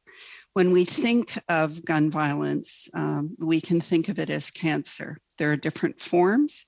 There's no one solution to all problems. So that if we're talking about domestic violence, if we're talking about suicide, if we're talking about mass shootings, if we're talking about gang violence, they all have a particular etiology, set of causes and solutions. When we look at gang violence, I'm the head of the Diversity Institute and a full professor at Ryerson University. We've done a lot of work looking at the impact of disadvantage and inequality in Canada. And there's no doubt that addressing the root causes of violence is absolutely critical. We know that certain youth are more at risk for gang violence. But that's not what I'm going to talk about today. Today, I'm going to talk about access to firearms, because while firearms do not cause violence, they increase lethality. The best example of this is if we compare Canada, the United States, the UK, and Australia. All of us have similar root causes. We all have inequality. We all have poverty. We all have racism. However, Canada, the UK, and Australia have about the same rate per 100,000 of beatings, stabbings, and other kinds of homicides. When it comes to gun violence, however, we see a profound difference. The UK, which has twice as many people as Canada, last year had about 30 gun murders. Canada had 277, the highest number we've seen in many years. The availability of firearms increases the likelihood people will die. And while it's true that when we look at the sources of guns that gangs use, we know that smuggling is part of the problem. We also know the diversion of legal guns to illegal markets is a significant problem. Guns are diverted through theft, through illegal sales, and in some instances, straw purchases. And we just saw in the last few days over 2,000 guns allegedly stolen recently. And we've also seen a number of high-profile incidents like the Danforth shooting, where the gun that was used that came through gang members was actually stolen in Saskatchewan. There has been, since over the last decade, a tremendous proliferation in the legal ownership of restricted weapons and handguns. There are now over 1 million legally owned in Canada by approximately individuals. And so I just wanted to underscore, we support the implementation of Bill C-71. We believe that licensing and tracking long guns is part of the solution, that we need a total ban on military assault weapons and the buyback program. But fundamentally, we need decisive action to stem the further proliferation of handguns in Canada. And part of that is a ban on the import and sale of guns where the threat outweighs the utility. You don't use handguns for hunting. You don't need them for pest control on a farm. And while arming for self-protection is apparently on the rise, it does not, it's not supported for the most part by Canadian law. I just wanted to reinforce one final point, and that is you'll hear this person say anyone can get a gun if they really want to. You'll hear that person say criminals don't register their guns, and so on and so forth.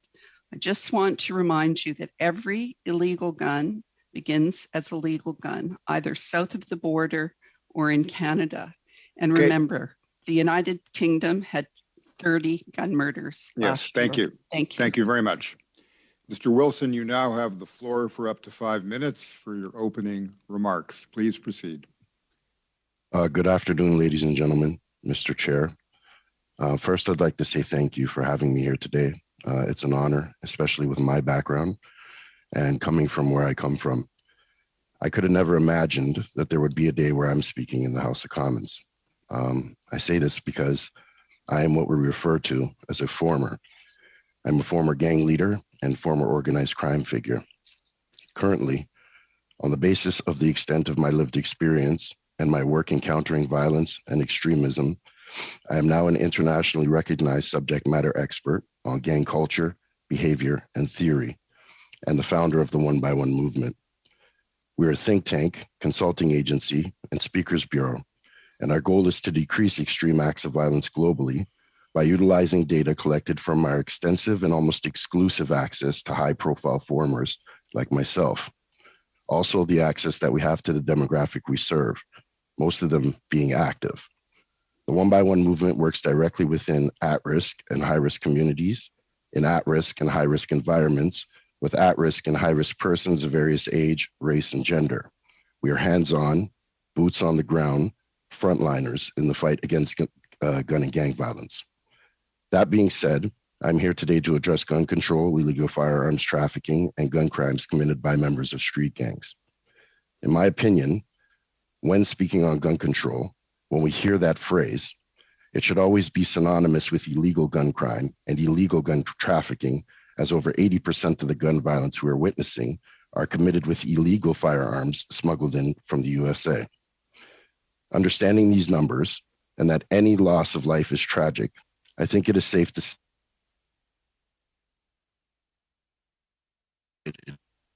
of banning illegal firearms as a main solution to combating gun violence is not only false, but it is offensive. This is because we, the Canadians that are suffering the majority of gun violence in Ontario, are mostly low-income and racialized communities, and the minority who have sadly lost their lives by acts committed with legally sourced firearms are not. Mr. Chair, the current resources and efforts invested into banning legal firearms sends a crystal clear message to the people who are facing illegal gun and gang violence on a daily basis amongst Canada's most marginalized communities that, when it comes to Canadian lives on this specific subject, the minority rules. It needs to ensure the message that all Canadian lives are precious. This can be accomplished by investing the same time and effort and resources to the most qualified agencies and groups that are concentrating on violence prevention, intervention initiatives with an acute focus on root causes and their risk factors that lead one to commit acts of violence. To say that banning firearms in this country will decrease violence in a meaningful way is like taking a sledgehammer to a problem that needs a scalpel. This leads to the matter of addressing gun violence committed by street gangs. Mr. Chair, This is a major problem that is growing exponentially in the Greater Toronto area. There has been a steady increase in the number of shootings related to street gangs, an increase in the brazenness of these acts, and the perpetrators are only getting younger. This means that slowing the access to illegal firearms has to be a major pillar in this battle, but more importantly, there needs to be some long-term, sustainable investments made in prevention. This means parental negative outcome prevention, early childhood violence prevention, youth violence prevention, and young adult violence prevention.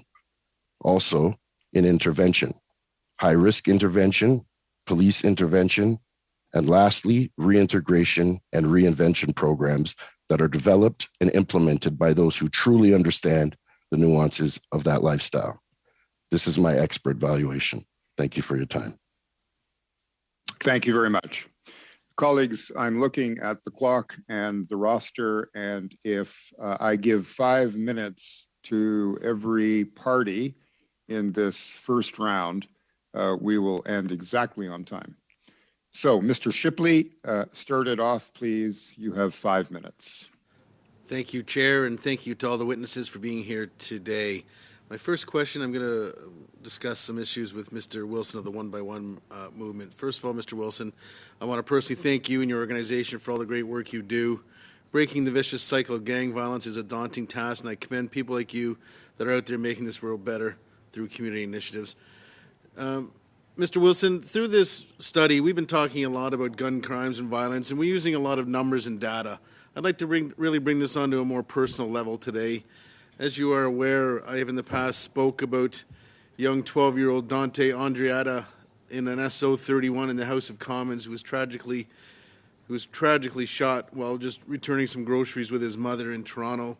And seeing how yesterday there was another young 18-year-old shot while in his school at David and Mary Thompson Collegiate, I would like you today to start off to tell me as much details as you can so we can get more of an experience of how this is affecting people and getting away from data and numbers. Please tell the committee about young Dante and his day that day and how it was tragically taken, who took it, and how the family has been suffering with that going on. Thank you, Mr. Wilson. Thank you, Mr. Shipley, for the question. What an unfortunate loss and tragic loss. And I will tell you, from being boots on the ground, from working with people in those communities, one thing that we face over and over in dealing with these shootings is the community trauma component.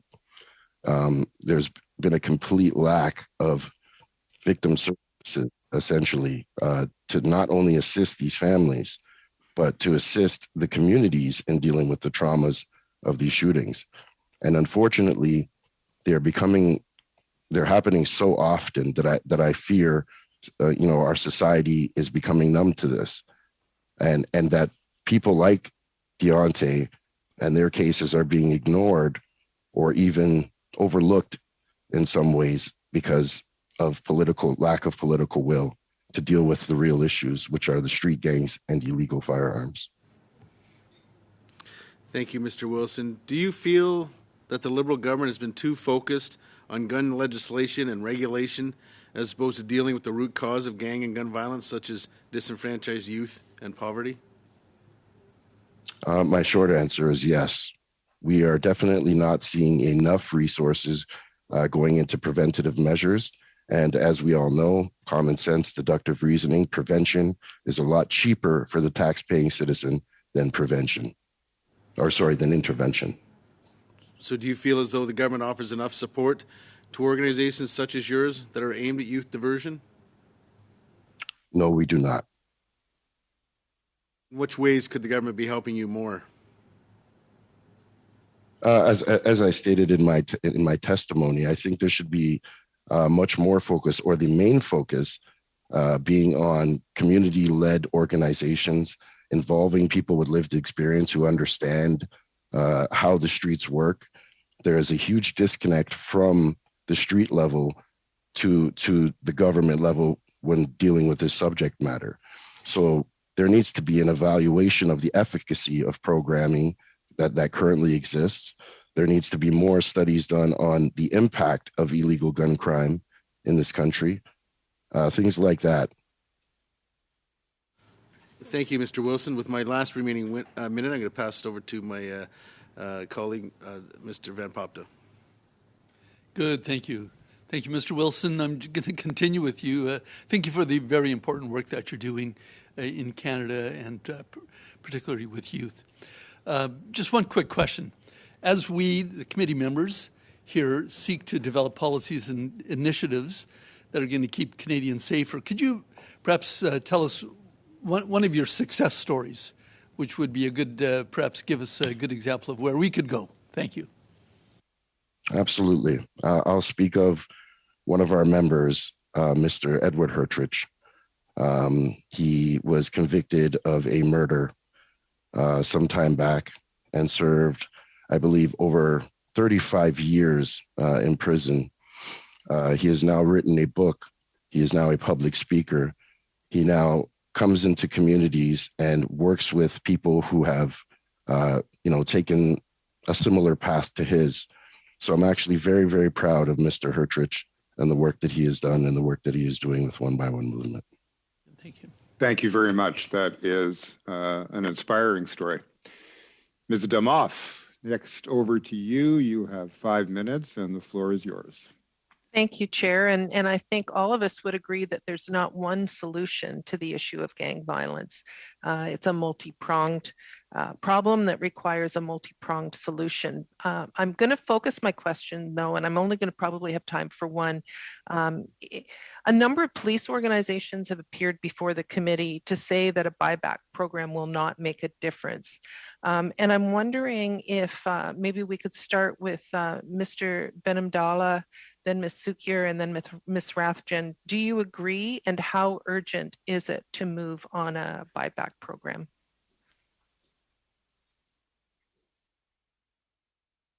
Mr. Benamdala. Oui, merci.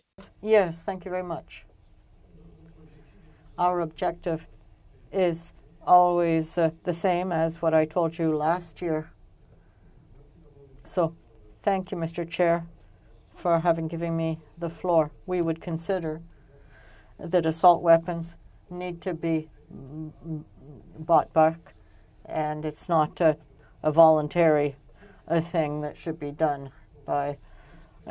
We should be taking all firearms from the society, so we should start with assault weapons. We agree with that, but also handguns. We can't make a difference between legal and illegal arms. We would like to ask the government, and not simply the government, but to all of the senators, all of the members, we would like you to work to be able to eradicate weapons from our society, and that we become nonviolent, and that we get rid of all of these weapons that are killing people. If you want us to give you more details, some more, we do believe assault weapons. There's a decree that's been circulating. This is not a perfect solution, but it's already something, and so it's important to our community that that there be stricter conditions for firearms, and we want it to go even more, so that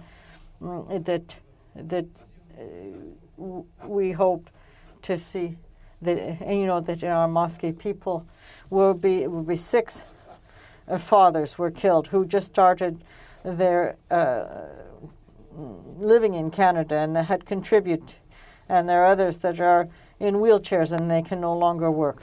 And the people that were able to escape, well, they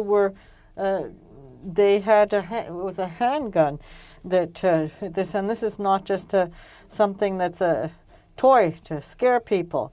And there were 5 magazines and 48. There were 48 bullets that killed 6 people and that wounded 5. And this really has hurt the population. So these weapons should not be in circulation. This is an opportunity to respond as well. Thank you for sharing what I know is deeply difficult testimony. Ms. Sukyar, perhaps we could go to you, and if we're going to give Ms. Rathjen time, I've only got a minute and a half left. Why doesn't Heidi go, as she's Sure. Sure. And also, I often hear that you're not qualified to speak on firearms, and I welcome you the opportunity to hear from you here. Thank you. Thank you. There is an urgency. As long as these weapons are out there, there's a risk they can fall into the wrong hands. As I've said in my introductory statement, most mass shooters are legal gun owners using legal weapons.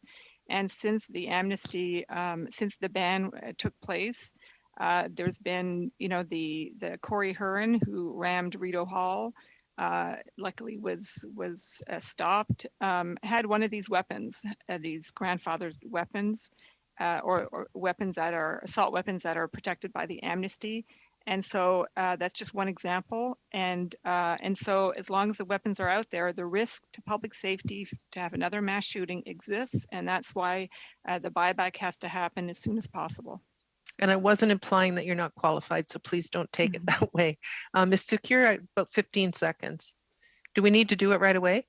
If you look at the successful prohibitions in the UK and Australia, they were accompanied with buybacks. Thank you. Thank you, Chair. Thank you very much. Ms. Michaud, over to you. You have 5 minutes, please. The floor is yours. Merci, Monsieur. Thank you, Mr. Chair. Thank you to the witnesses for being here. I'm sorry we don't have more time to speak with you because you're all witnesses who are incredible in the efforts that you are putting out to be able to counter violence, especially Madam Rajan and others, and I followed, and Mr. Ben Abdallah. And the main point that comes out of the webinar that since that event, nothing really happened to help control firearms, unfortunately. So I'm going to go right to the point here, because I know, Madame Rajin, you worked a lot with respect to verifying weapons, and the RCMP has told you that they go through with a verification, and that is something that was in C71, but last summer, rather, there was a regulation that took away this mandatory verification. I'd like to hear you on that issue. Thank you for the question.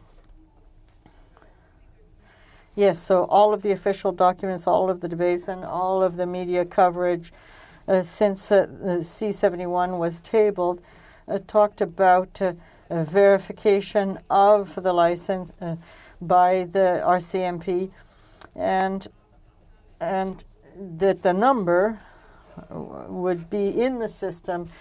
And what we see is that the regulation doesn't have that. The regulation only asks that there be a photograph of the buyer, and that they contact the RCMP, and they just need to be satisfied that the license is legal. So this is problematic. We had the same problem with Bill C-19 when that took away verification of licenses, and so that meant that the seller only needed they only had to verify that that there was a license. And this is really problematic, because if in court, you can't prove what's in somebody's head. So that's a loophole that really means that the benefits of the measures disappear. And so the Conservatives who are against C-71, they could say that the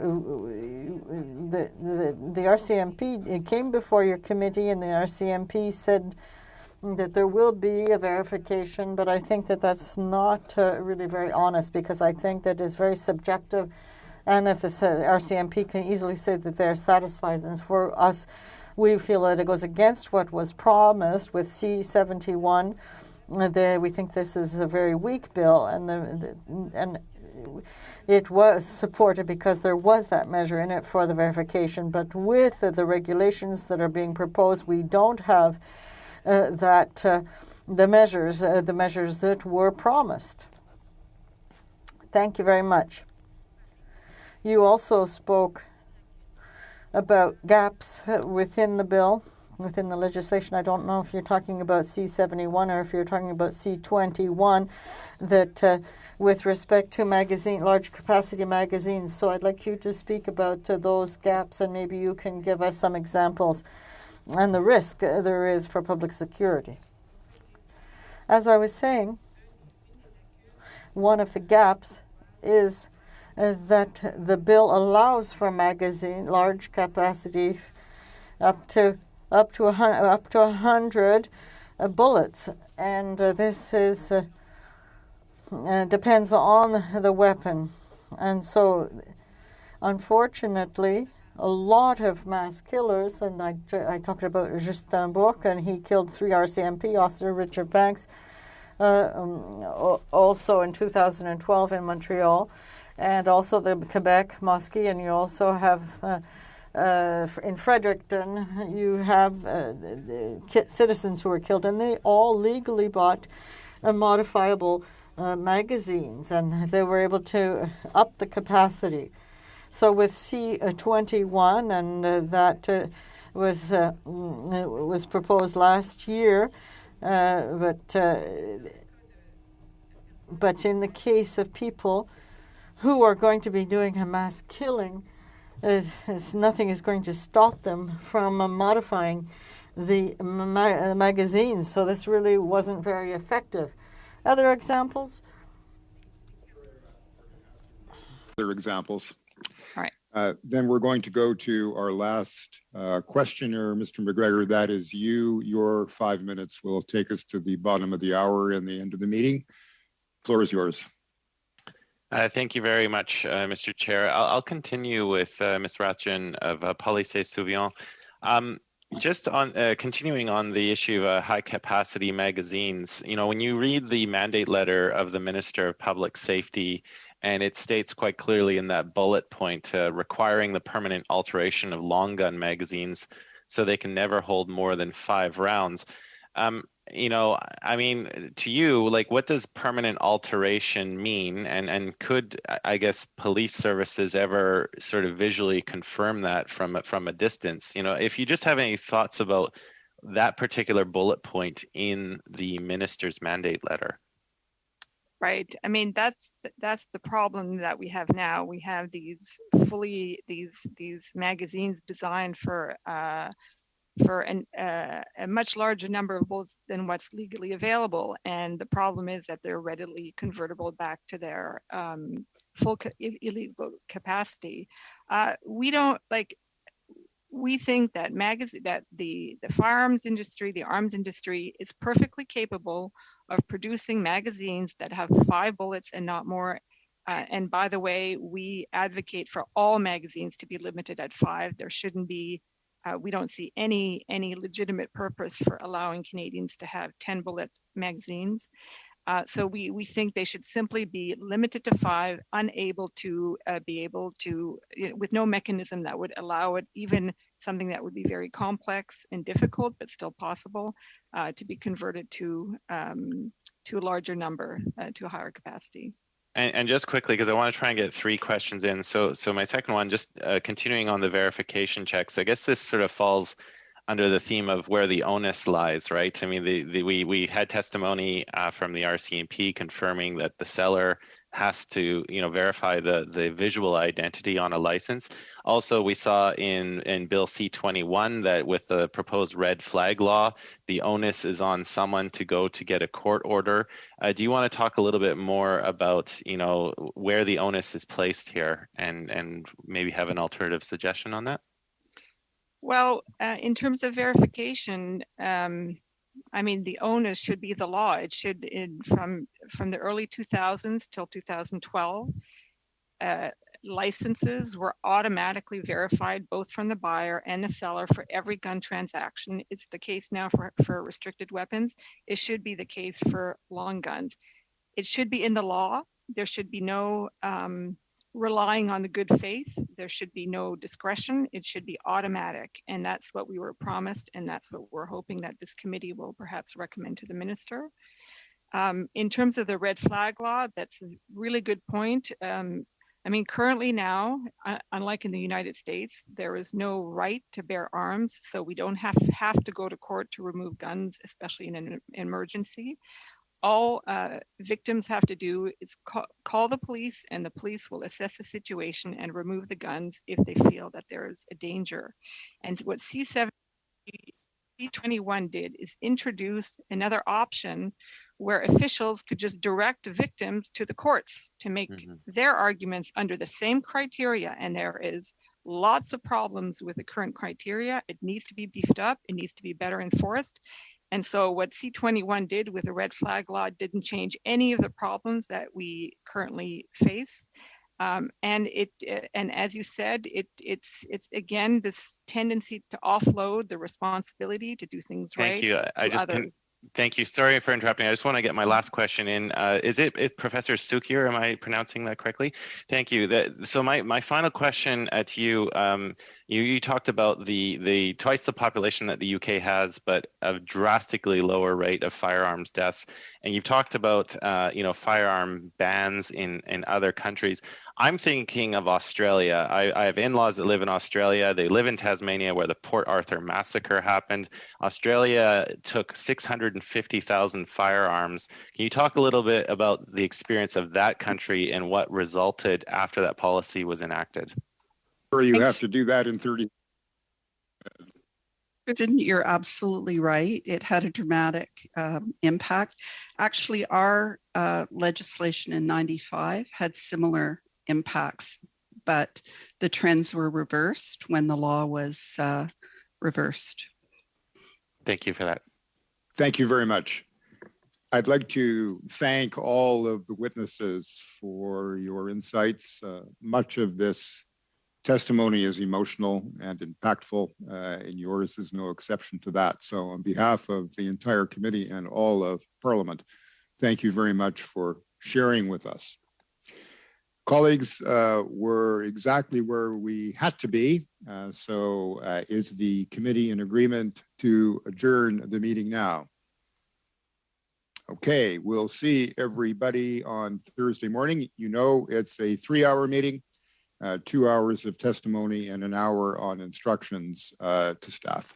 So we'll see you in 2 days, or I'll see you in question period. Talk to you later. Thanks, everyone. Bye.